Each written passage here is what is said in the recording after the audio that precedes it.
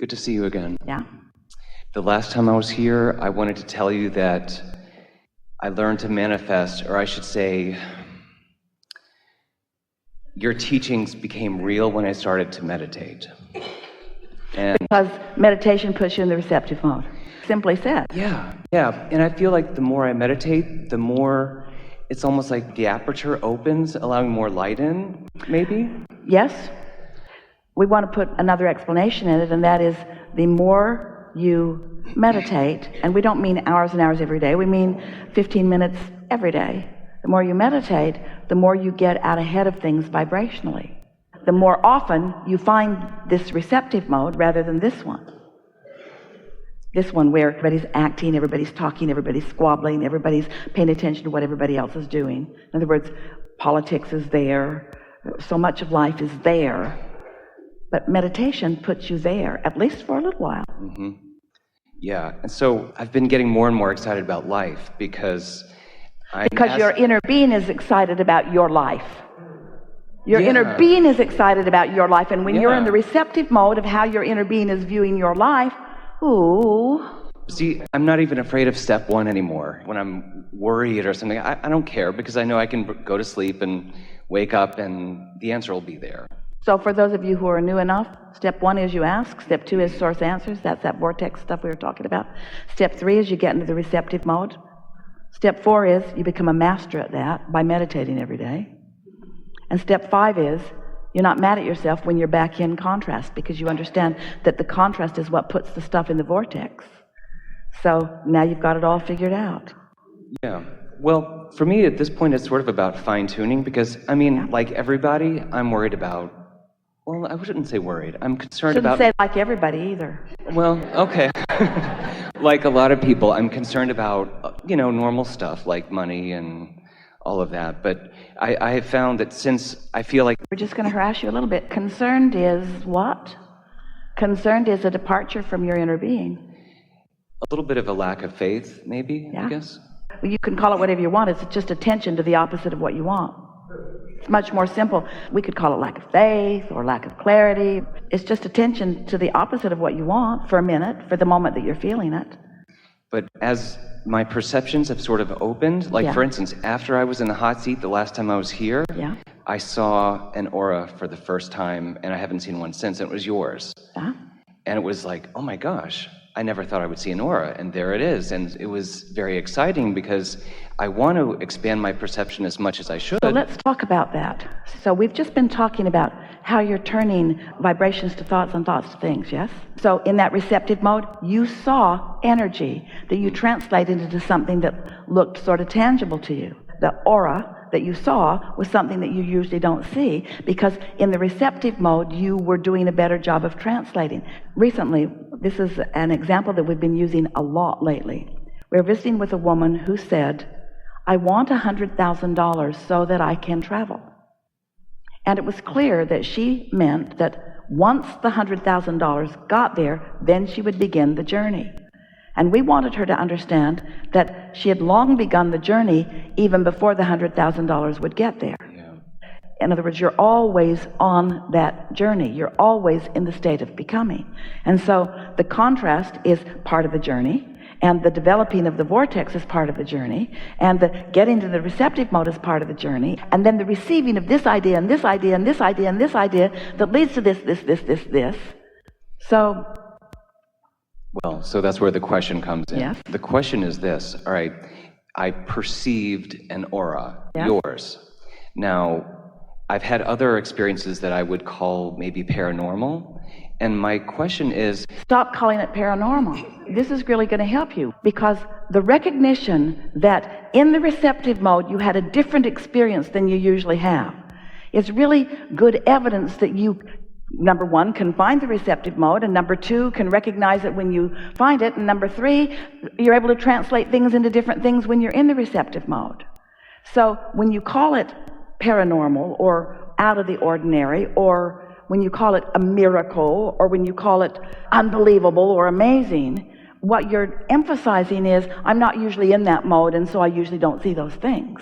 And we want you to switch that around, and the understanding is, I can go there because I want to, and when I do, these different things happen. Well, I think with perception, the question comes in about what role does imagination play in all of this? Because we want to talk about this fully with you, but what's perception? Let's define what perception is. Isn't perception your in this moment ability to translate the vibration into something that is tangible and meaningful to you? Yeah. Isn't perception what we've been talking about all morning as we talk about turning thoughts to things? So isn't the ability to perceive something before it's tangible really to your advantage, because that way you're allowing it to continue to gather momentum so that it evolves and becomes more? Yeah. So if you want to couple perception with imagination, isn't imagination what we were trying to say to that woman? It's the money coming to you before, in other words, isn't that part of the momentum? Well, yes, but I don't want my imagination to create something that isn't true, I guess. Like, I don't want to say, all right, well, I sort of believe in auras, and so I perceive something and it's not a real thing, I guess, if that makes sense. Well, then you're in deep doo-doo. Because that just caused you to completely disregard this vortex that we wrote a whole book about. Because it is so real. Esther said to us one day, in the very early days of receiving us, she said, Abraham, but it's true. And we said, we wouldn't let something that you've identified as true be the criteria for giving our attention to it, because everything that anybody gives their attention to becomes true. So we said to Esther, a better criteria would be, how does it feel when I give my attention to it? So your imagination is one of those important realization steps along the way. Well, and that's why... And you can tell by the way you feel whether what you're creating, whether you're going to really like it when it manifests or whether you're not going to like it when it manifests. I've listened to a lot of people ask questions about things like aliens and angels and things like that, and, you know, your answer is usually about, well, you know, whatever it means to you is sort of what's important, but... Until you are overrun in the streets with aliens, we think you should give up that problem. Well, I mean, I'm with you. I'm right here in this life, but like I was hiking through the woods and I perceived nature spirits, and I don't know what to make of that. I don't know if I just imagined it or if it was real or what to think of the situation. How did it feel? It felt great. Wasn't real. If it had been trolls and devils and creepy crawly things, now that's real. But that really good stuff, you've got to be making that all up. That's what I'm afraid of, I think. I don't know, it was like non-human. It wasn't a human consciousness, it was a group consciousness, and it sort of gave me some energy and my arm vibrated, and then I thought, well, I don't know if that was real or not, but I want to believe that it was real. Well, you're walking around all day, every day, with everyone that you've ever known and many that you haven't known who have reemerged in a non-physical, who are like us, who are aware of you, who are focused with you and flowing with you. And when you're out in nature and you're enjoying yourself and you're not pushing against anything, it would be a very normal thing for you to feel the whole of us flowing through you. But we really want to speak to the dilemma that you seem to be having about accepting the realness of what is unseen, because it really is what's going on with all of humanity. It's what slows you down so much. Most humans really don't want to contemplate anything that everybody else doesn't see and agree on, which is so interesting because you don't see and agree on hardly anything. You see things and you think that the way you're seeing it is the way everybody else is seeing it until it gets right down to it, and then you realize that you're living as many different worlds as you walk down the street with the people who are walking down the same street as there are the numbers of you who are walking down the street. There are not two of you having the same experience about anything. So really what you're wanting to do is to get into that receptive mode and find out what your inner being is seeing until you convince yourself that that is the dominant state of being, that state of invincibility, that state of love and passion, that state of well-being, that state of worthiness, that is who you really are. And anything less than that is what the distortion is, not that. Okay. The nature spirits are not the distortion. Right. Pollution is. I don't think I would have even worried about the experience, but since Jerry reemerged in non-physical, I mean, my brother did too, about a year ago, and I'm not worried about him at all. I'm not grieving over it, but I would like to sort of catch up with him, see what, you know, how it's going. And so I figure the more my perception opens up, the more I can sort of allow interaction with my brother again. So that's part of my feeling about that. There is so much eagerness on the part of so many to not just play with you. We're playing with you all day, every day. But when you acknowledge it and don't freak out and think that we're a nature spirit that you're making up in your mind, when you ask and receive and ask and receive and ask and receive, after a little while you start to accept the whole continuity of all of it. You begin to accept the wholeness of all of it. And in time, you begin to accept your worthiness in the reception of it. And that's the part that you're working on right now. Because right now, when it happens, you want to doubt it. And when you doubt it, then it distorts it. So just little by little. Okay.